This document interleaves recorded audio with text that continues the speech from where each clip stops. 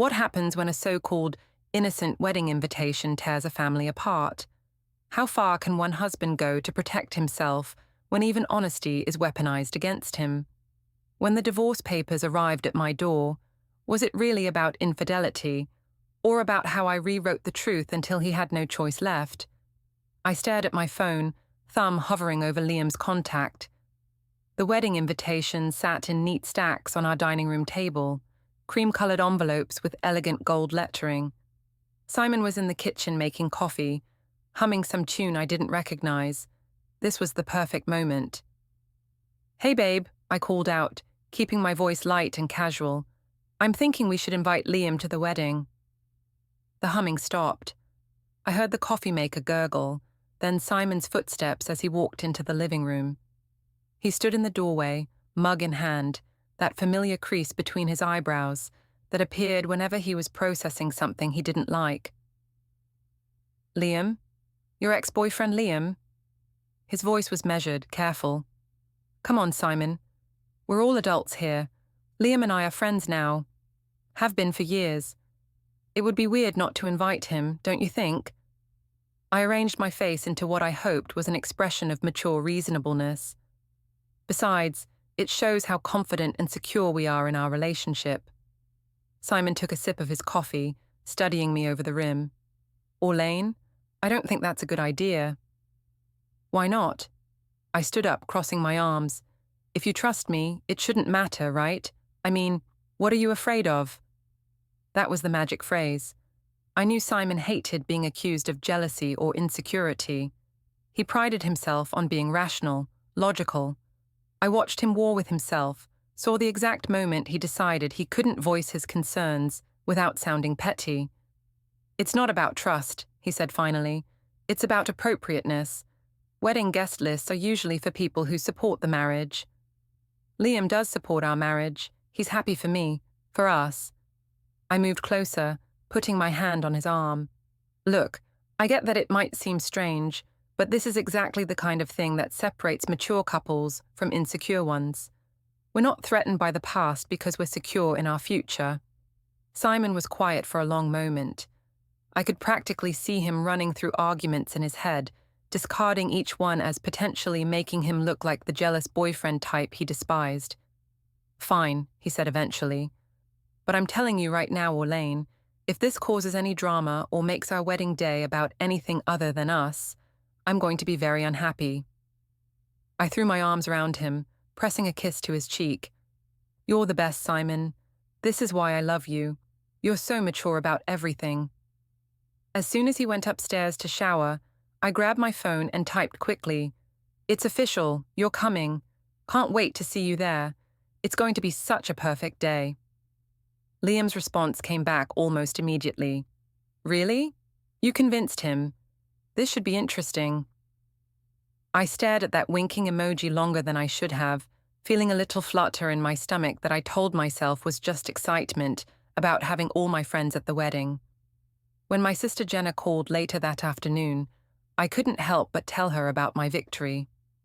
"Oh my God, Orlaine, that's amazing." Jenna's voice was full of admiration. "I can't believe Simon actually agreed to that. Most guys would have thrown a fit." "I know, right? It just proves how secure he is. How secure we both are." I was folding laundry while we talked, feeling pretty pleased with myself. I mean, Liam and I dated for, 2 years? That was ages ago. We're completely different people now. Still, having your ex at your wedding is pretty bold. Very modern of you. Exactly. We're not going to be one of those couples who pretends the past never happened. We're honest about everything. When Simon's mother Helen called that evening to discuss wedding details, I mentioned the Liam situation in passing, framing it as Simon's idea. "Simon thought it would be nice to invite Liam Dorsey," I said while Simon was in the other room. "You know, to show there are no hard feelings." The silence on the other end of the line stretched long enough that I wondered if we'd been disconnected. "Helen? You there?" "Yes, dear, I'm here. I'm just surprised. That doesn't sound like something Simon would suggest." "Well, you know Simon. He's very mature about these things, very confident." I forced a laugh. I think he wants to prove to everyone how secure our relationship is. Helen's tone was carefully neutral. Well, I suppose you know what you're doing.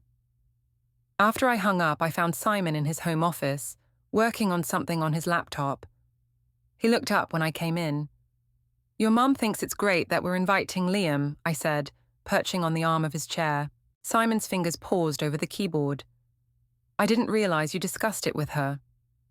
Just mentioned it in passing. She was impressed with how mature you're being about the whole thing. Before we dive deeper into this story, I have one small request. Please subscribe, drop a like, comment, and hit that hype button to boost this channel so more people can discover these incredible stories. He turned to look at me fully. Orlaine, I want to be very clear about something. I agreed to this because I trust you and because I don't want to be the kind of husband who dictates who you can and can't be friends with. But I need you to understand that this is a big deal for me, even if I'm not making a big deal about it. I know, babe, and I really appreciate it.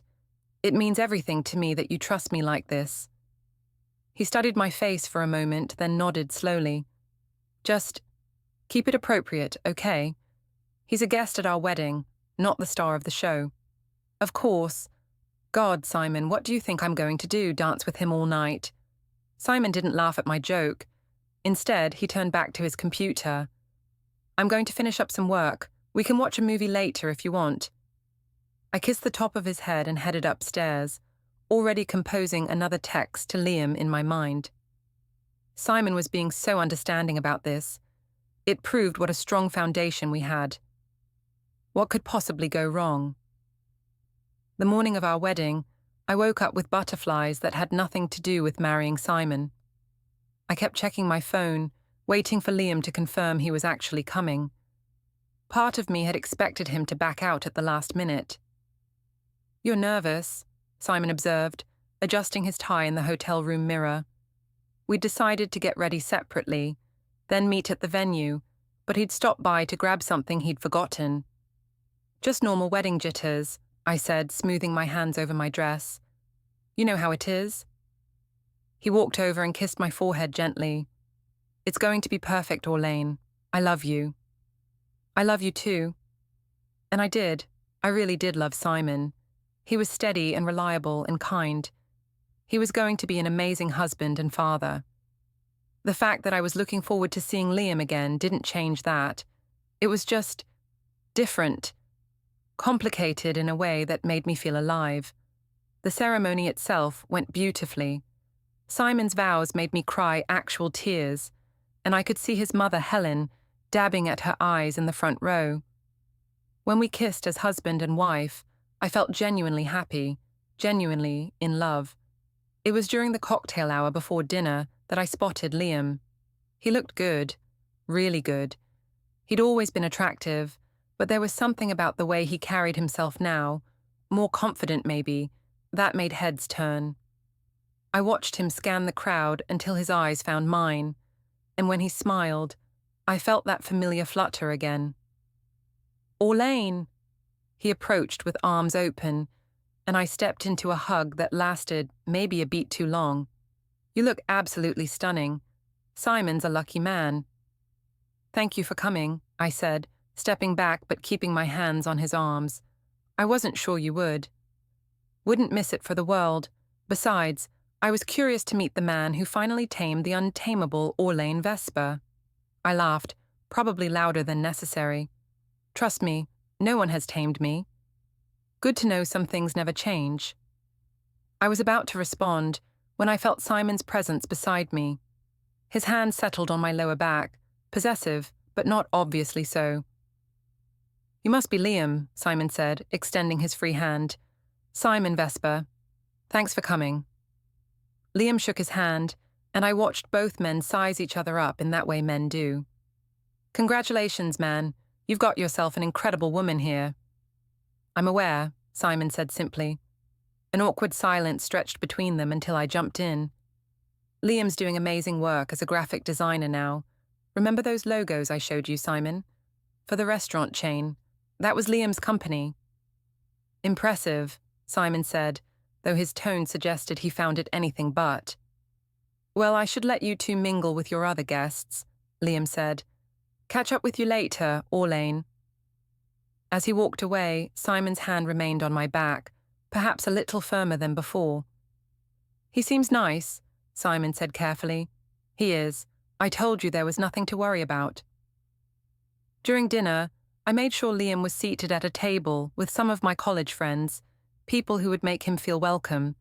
I caught him looking in my direction several times, and each time he'd raise his glass slightly in a small toast. I found myself glancing over more often than I should have. Your ex-boyfriend is very handsome, Helen commented during the salad course. She was seated to my right, her voice pitched low enough that only I could hear. He's just a friend now, Helen. Ancient history.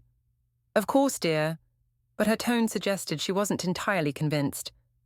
When it came time for toasts, my sister Jenna went first, telling embarrassing stories about our childhood that had everyone laughing. Simon's best man followed with a sweet speech about Simon's loyalty and integrity. Then, unexpectedly, Liam stood up. I hope you don't mind, he said, raising his glass. I just wanted to say something. I felt Simon tense beside me.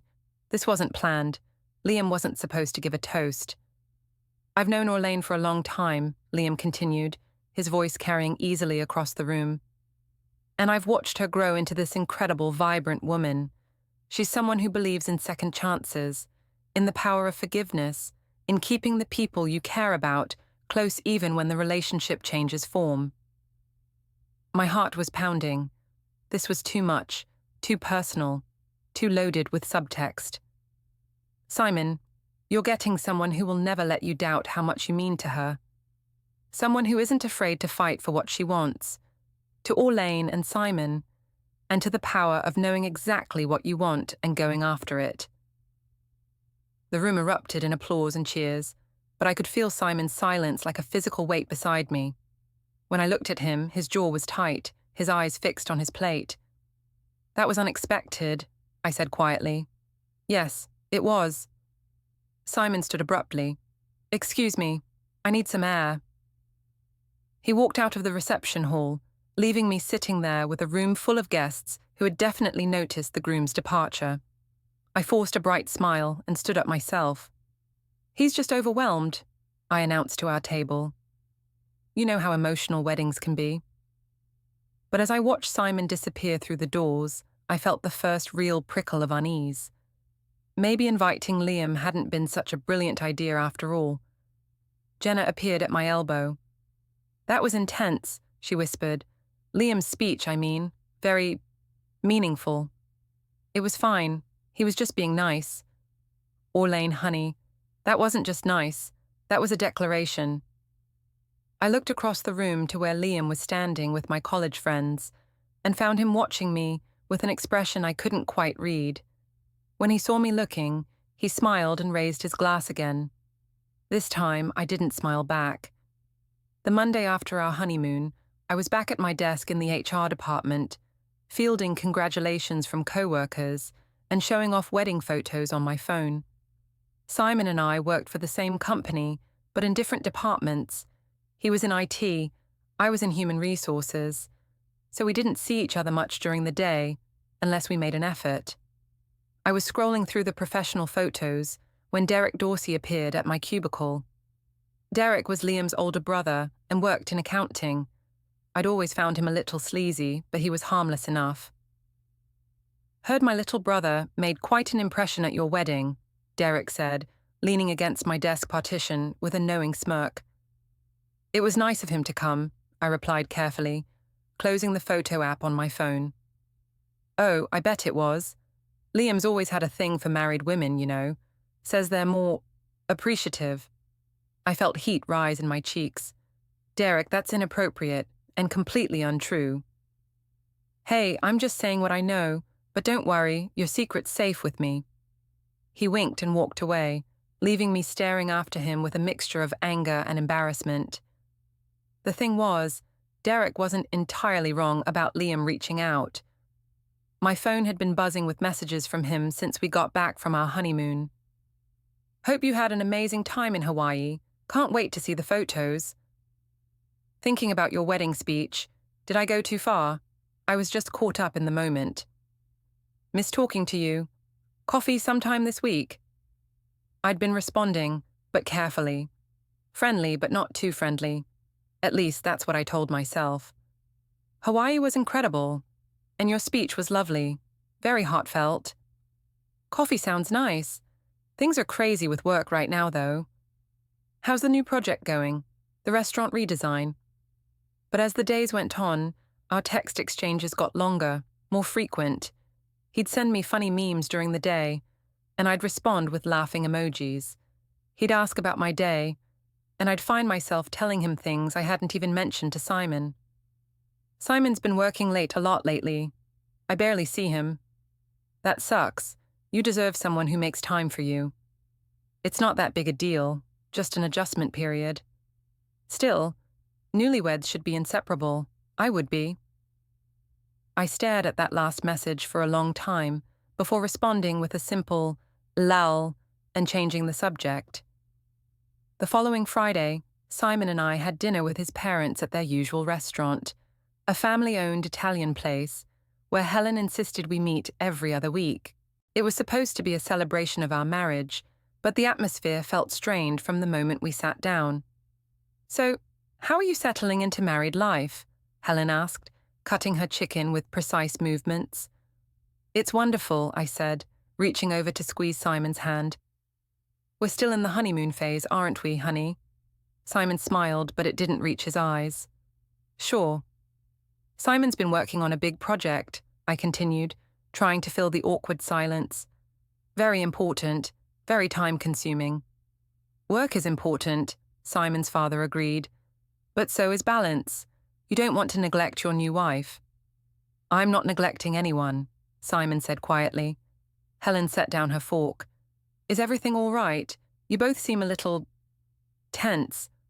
I opened my mouth to reassure her, but Simon spoke first. We're fine, Mum, just adjusting to everything. Well, adjustment is normal, Helen said carefully. Marriage is a big change, new responsibilities, new priorities. Speaking of priorities, I said, feeling suddenly defensive, I think it's healthy that Simon and I maintain our individual friendships. We don't need to be joined at the hip. Helen raised an eyebrow. Of course not, dear, but there's a difference between maintaining friendships and... She trailed off, seeming to think better of whatever she was about to say. And what? I prompted. Nothing. I'm sure you both know what you're doing. The rest of dinner passed in uncomfortable small talk.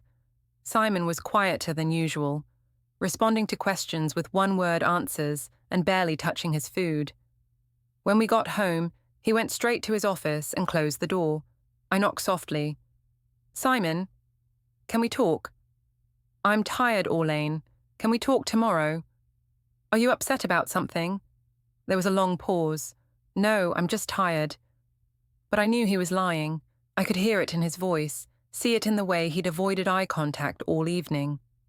The question was, what exactly was he upset about? I went upstairs and got ready for bed, but I couldn't sleep. Finally, I grabbed my phone and texted Liam. Rough evening. Sometimes I feel like Simon and I are speaking different languages. His response came back immediately, even though it was almost midnight. Want to talk about it? I'm a good listener. It's complicated. Marriage stuff. All relationships are complicated. That's what makes them interesting. Is it weird that I'm texting you about my husband? Not weird at all. We're friends, right? Friends listen to each other. I stared at his message, thumb hovering over the keyboard. Friends. Right. That's all this was. Right. Friends. Good, because I'd hate to lose touch with you again, Orlaine. You're too important to me. I set my phone aside without responding, but I couldn't stop thinking about his words. Too important to me. What did that mean, exactly? And why did it make me feel so conflicted? Downstairs, I could hear Simon moving around in his office. Still awake, still working, still avoiding me. When had we started feeling like strangers in our own house? My phone buzzed again. Another message from Liam. Sweet dreams, beautiful. Tomorrow's a new day. I should have deleted it. Should have told him not to call me beautiful, that it was inappropriate, that I was a married woman now. Instead, I saved the message and turned off my phone. Tomorrow was indeed a new day. The question was, what kind of day would it be? 2 weeks later, I made the biggest mistake of my life. I told the truth, or at least, my version of it. We were at Sunday dinner with Simon's family again, the same Italian restaurant, the same awkward undercurrents. But this time, Maya was with us. Simon's 6-year-old niece was visiting for the weekend, and Helen had insisted she join us. Maya was chattering away about school and her friends, providing a welcome distraction from the tension that had become our new normal. Simon was more engaged with her than he'd been with me in days, helping her cut her spaghetti and laughing at her silly jokes. "Uncle Simon, why don't you and Aunt Orlaine have kids yet?" Maya asked with the brutal honesty that only children possess. Simon's fork paused halfway to his mouth. "Well, Maya, we just got married. These things take time. My friend Sarah's mom had a baby right after she got married. Sarah says it's because they wanted to be a real family." "We are a real family," I said, perhaps a bit too sharply. "Marriage doesn't require children to be valid." Helen cleared her throat. "Maya, eat your dinner, sweetheart." But Maya wasn't done. "Aunt Orlaine, who was that man at your wedding? The one who made the speech about knowing what you want?" The table went completely silent. I could feel everyone's eyes on me, waiting for my response. This was my chance to deflect, to change the subject, to handle it gracefully. Instead, I panicked. "That was Liam. He's someone I used to date, a long time ago." "Why was he at your wedding if you used to date him?" Maya asked, genuinely curious. "Because," I said, my voice getting louder, "grown-ups can be friends with people they used to date. It's called being mature." Simon set down his fork completely now, his attention fully focused on me. "Maya, honey, why don't you go wash your hands?" Helen suggested gently. "But I'm not done eating." "Go wash your hands," Helen repeated more firmly. After Maya left the table, the silence stretched unbearably. I knew I should stop talking, should let it go, but something in Simon's expression, disappointed but not surprised, made me want to justify myself. "Look, I know it's unconventional," I began, "but I think it shows how healthy our relationship is, that we can be open about these things." "Open about what things?" Simon asked quietly. "About the fact that Liam still has feelings for me. He told me after the wedding, but I handled it appropriately. I told him I'm married now, that I'm committed to you, that we can only be friends." Helen's wineglass hit the table with a sharp clink. Simon's face had gone completely pale. "He told you he still has feelings for you," Simon repeated slowly. "Yes, but—" "And you've been in contact with him since the wedding?" "Just as friends. I made that very clear." "Jesus Christ, Orlaine." Simon's voice was barely above a whisper, but the profanity, which I'd rarely heard from him, hit like a slap. "Simon, language," Helen murmured, but her heart wasn't in the rebuke. "No, Mum. I'm done pretending this is normal." Simon turned to face me fully. "You invited your ex-boyfriend to our wedding, knowing he still had feelings for you. You've been texting him, talking to him, having private conversations about our marriage. And you think that's mature?" "I think it's honest," I shot back. "I think it's better than pretending the past doesn't exist." The past is one thing, Orlaine. Active, ongoing contact with someone who's admitted he wants to break up your marriage is something else entirely. "He never said he wanted to break up our marriage." "What exactly did he say then?" I opened my mouth, then closed it, because suddenly I was remembering all those texts, all those late-night conversations, all those moments when Liam had made me feel special and desired and appreciated in ways that Simon hadn't lately. He said he missed me, that he thought maybe we'd ended things too soon, but I told him I was happy with you. "Are you?" Simon asked. "Happy with me?" The question hung in the air like a challenge. I should have said yes immediately, emphatically, Instead, I hesitated just long enough for everyone to notice. Of course I am, but that doesn't mean our marriage is perfect. You've been distant lately, Simon. Cold. Working all the time, barely talking to me. Maybe if you paid more attention to your wife, other men wouldn't feel like they had an opening. The words were out before I could stop them, and I knew immediately I'd gone too far. Helen gasped audibly. Simon's face went from pale to completely white. "So this is my fault," he said. "I didn't say that." "You absolutely did say that." Simon stood up, pulling his wallet from his pocket and throwing cash on the table. "You just blamed me for your ex-boyfriend pursuing you, at Sunday dinner, in front of my mother." "Simon, sit down," Helen said urgently. "Let's discuss this calmly." "No, Mum, there's nothing to discuss. My wife just made it very clear that she thinks I'm responsible for her inappropriate relationship with another man." "It's not inappropriate," I protested, but even as I said it, I knew how hollow it sounded. Simon looked at me for a long moment, and I saw something die in his eyes, something that had been there since the day we met, something warm and trusting and loving. "I'm going home," he said quietly. "Orlaine, you can get a ride with Mom or call an Uber. I don't really care which." He walked away without looking back, leaving me sitting at the table with Helen, who was staring at me like I was a stranger. "Helen, Don't," she said sharply. "Just don't." Maya came skipping back to the table, oblivious to the drama that had just unfolded. "Where did Uncle Simon go?" "He had to leave early, sweetheart," Helen said, her voice carefully controlled. "Finish your dinner." I sat there for the rest of the meal, making small talk with a 6-year-old, while her grandmother treated me with icy politeness. When Helen finally drove me home, the silence in the car was deafening. "Helen," I tried one more time as we pulled into my driveway. "I hope you know I love Simon. I would never do anything to hurt him." She turned to look at me, and her expression was sadder than angry. "Orlaine, I think you just did." When I got inside, I found Simon's closet half empty and a note on the kitchen counter. "Staying at Mum's for a few days. Need some space to think." I crumpled the note and threw it in the trash, then immediately pulled it back out and smoothed it flat. My hands were shaking. This wasn't how it was supposed to go. I was supposed to be the honest one, the mature one, the one who could handle complicated situations with grace and wisdom. Instead, I'd just blown up my marriage in front of my mother-in-law and a 6-year-old child. I grabbed my phone and started typing a text to Liam, then stopped. For the first time since the wedding, I wondered if maybe Derek had been right about his brother after all. And for the first time since I'd said I do, I wondered if I'd made a terrible mistake.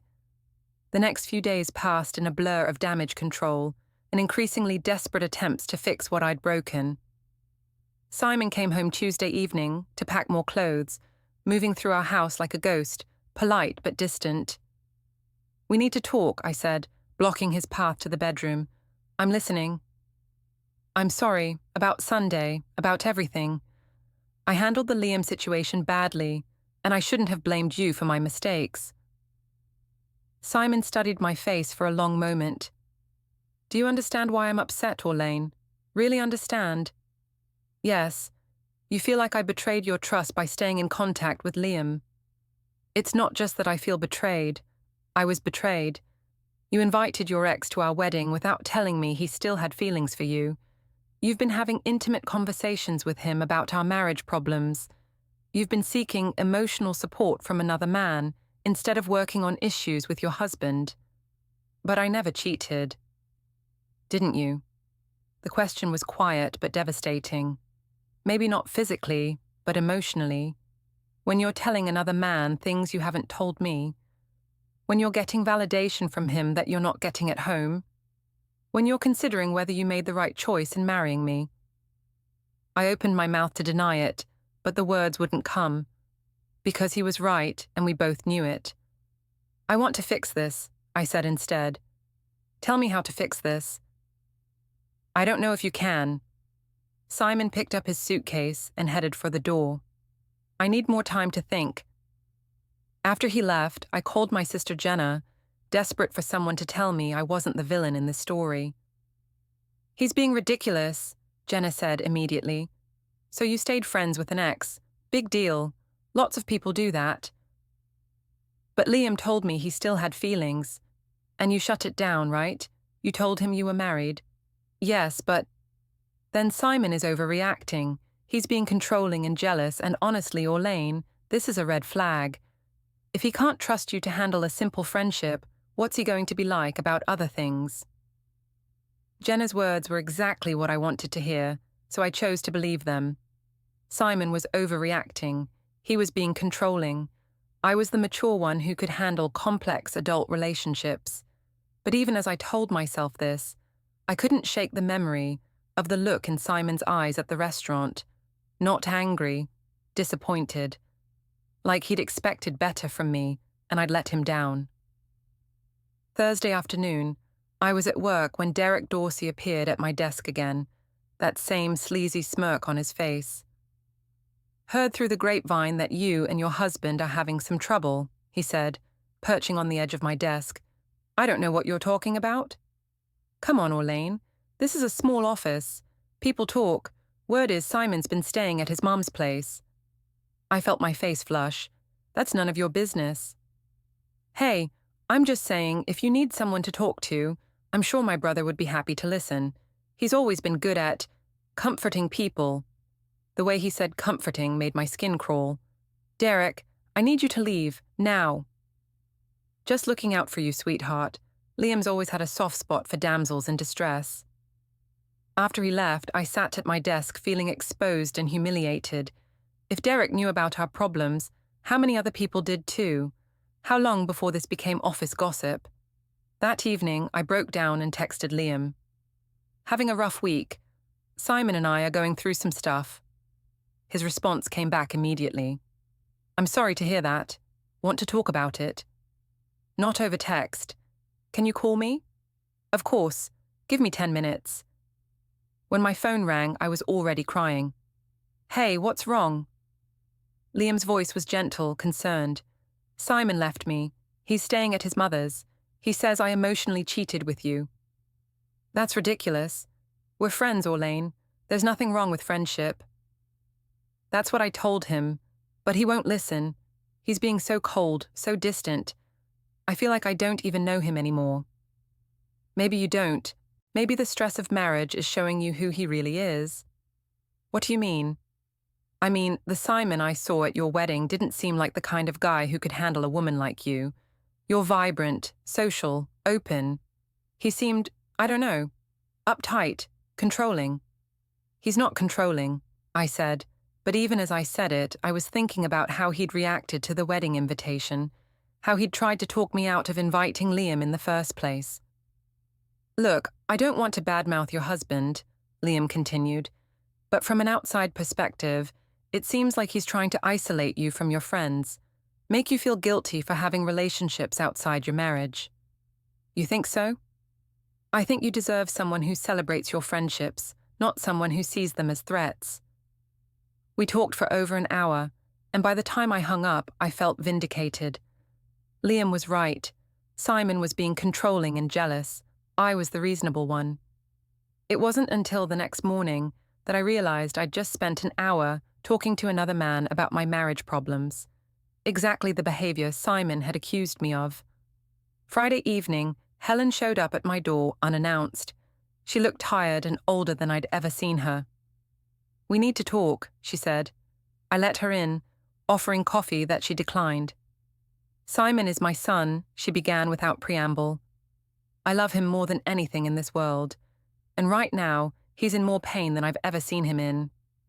"Helen, I never meant—" "Let me finish." Her voice was sharp. "I've known Simon for 34 years. He's not jealous by nature, not controlling, not unreasonable. He's patient to a fault. Do you know how I know that?" I shook my head. "Because he's been documenting everything, Orlaine. Every text message, every phone call, every lie you've told him. He's been building a case like he's preparing for war, but he's been hoping, praying, that you'd come to your senses and stop." My blood ran cold. "What do you mean, documenting?" I mean, he has screenshots of your conversations with Liam. I mean, he has recordings of phone calls. I mean, he has a timeline of every single inappropriate interaction you've had with that man. He's been spying on me. Helen laughed, but there was no humor in it. Sweetheart, you left your phone unlocked on the kitchen counter. You've been taking calls in the next room with the door open. You've been about as subtle as a freight train.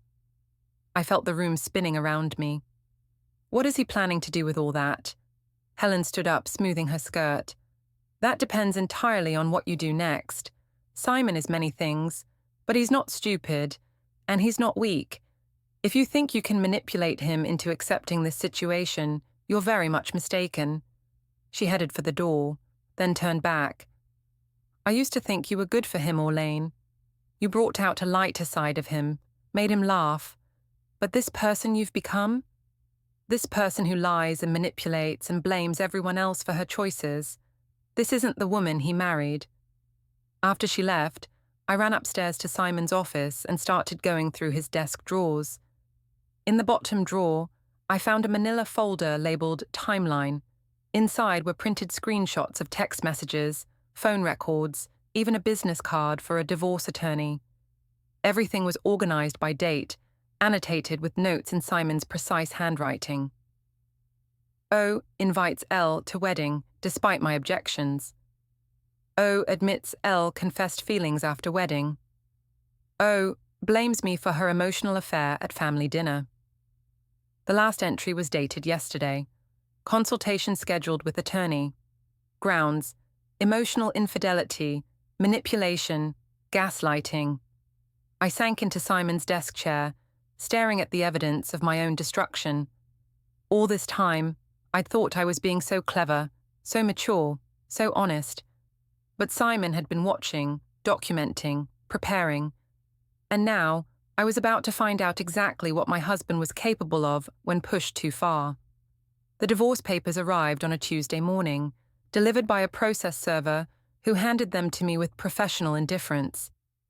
I stood in my doorway in my bathrobe, staring at the legal documents that spelled out the end of my marriage in cold, clinical language. Petition for dissolution of marriage. Grounds: irreconcilable differences and emotional infidelity. Respondent: Orlaine Marie Vesper. My hands were shaking as I flipped through the pages. Simon had been thorough, devastatingly thorough. Bank account numbers, property division, even a proposed custody arrangement for Maya during family visits. Everything was documented, organized, finalized. But it was the attached exhibit that made my knees buckle. Evidence of emotional infidelity and manipulation, a timeline. Page after page of screenshots, phone records, witness statements. Our entire relationship with Liam laid out in chronological order, from my first text inviting him to the wedding to our conversation just 2 days ago when I'd called him crying about Simon's controlling behavior. He had everything. Every lie I'd told, every manipulation I'd attempted, every moment I'd chosen Liam's validation over Simon's trust. It was all there, presented with the methodical precision of someone who'd been planning this for weeks. I called Simon immediately, but it went straight to voicemail. Simon, we need to talk, please. I know you're angry, but we can work through this. We can go to counseling, we can... The beep cut me off. I tried again, and again. By the fourth call, his voicemail box was full. Desperate, I drove to his mother's house, but Helen answered the door with an expression of steel. He doesn't want to see you, Orlaine. Helen, please, I know I made mistakes, but I love him. I love Simon, and I know we can fix this. Can you? Can you really? Helen stepped outside, closing the door behind her. Because from where I'm standing, it looks like you've spent the last month systematically destroying everything good about your marriage. I never cheated. I never slept with Liam. I never even kissed him. No, you just gave him your emotional energy, your trust, your intimacy. You made him your confidant instead of your husband. You blamed Simon for your own choices and made him feel like he was crazy for having normal human reactions to betrayal. I was crying now, ugly tears that I couldn't control. I didn't mean for it to happen like this. But it did happen like this, and now Simon has to protect himself. From me, I'm his wife.